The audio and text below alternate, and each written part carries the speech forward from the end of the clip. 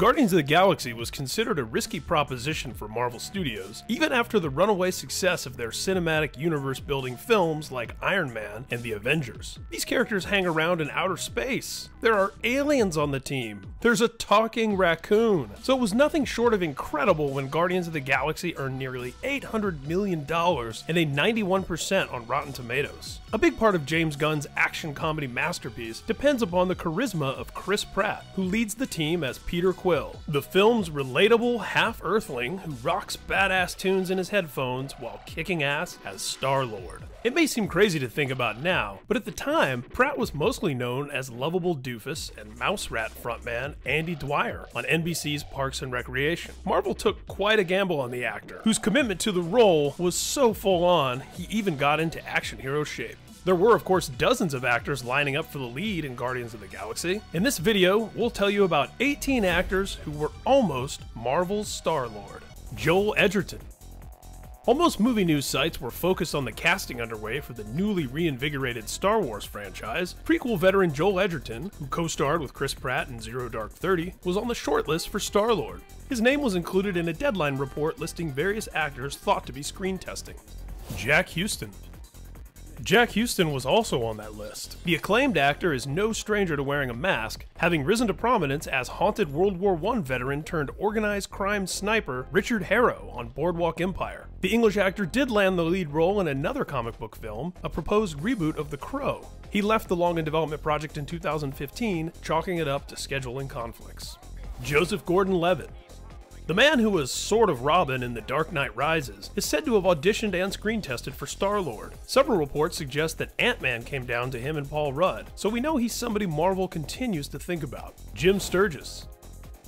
Cloud Atlas star Jim Sturgess made it far enough to undergo a costume fitting. In an interview with MTV News, after it was all said and done, he spoke candidly about his brush with Star-Lord. "I got way further than I'd ever imagined I possibly could," he said. "It's set in a total fantasy landscape, which was intriguing to me," he added. Eddie Redmayne.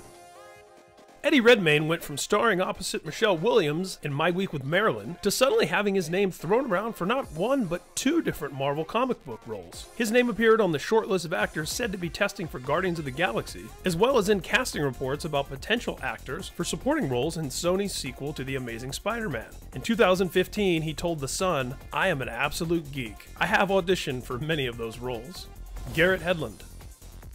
Garrett Hedlund already had one major franchise under his belt with Disney after starring in Tron Legacy, the sequel to the groundbreaking 1982 video game movie. He's reportedly one of the many actors who met with Marvel about playing Star-Lord. Aaron Paul.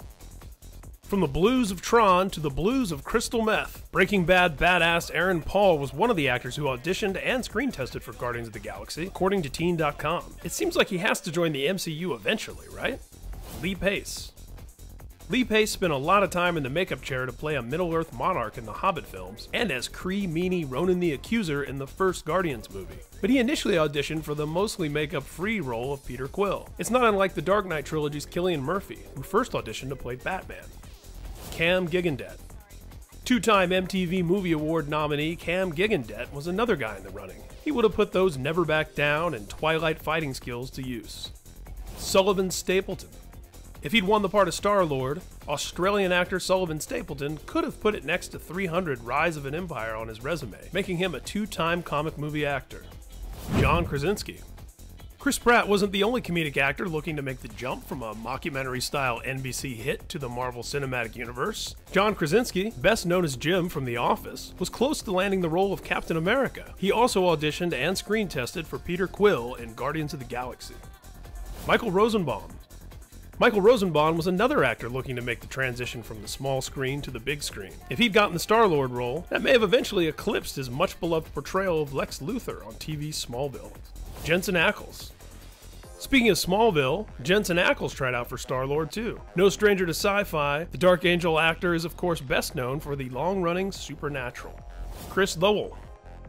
In an interview with MTV News, Veronica Mars star Chris Lowell admitted that Marvel made the right choice with Chris Pratt, but that doesn't mean he didn't have fun. "I just remember getting the audition and being like, okay, I'm talking to a raccoon with a gun and a tree. Alright, I better not be getting punked.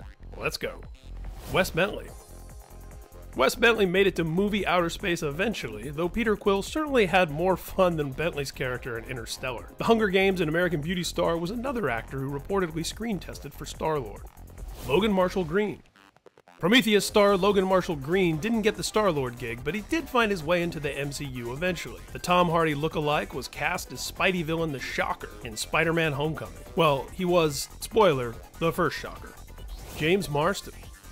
James Marsden would have graduated from the Fox-led version of the Marvel Universe that stars only X-Men related characters to the greater MCU had he landed the role of Star-Lord. If it's any consolation, X-Men Days of Future Past reset the continuity in a way that brought his Scott Summers back to life, after his Cyclops met a stupidly unnecessary end in Brett Ratner's awful X-Men The Last Stand. Glenn Howerton. Entertainment Weekly got the scoop on Glenn Howerton's brush with the Marvel Cinematic Universe. During interviews for an in-depth cover story on Chris Pratt, director James Gunn revealed the following. Glenn came along a little bit later, he said, of the It's Always Sunny in Philadelphia star, but there was a good chance that, if I didn't cast Chris, that I would have cast Glenn Howerton in the role.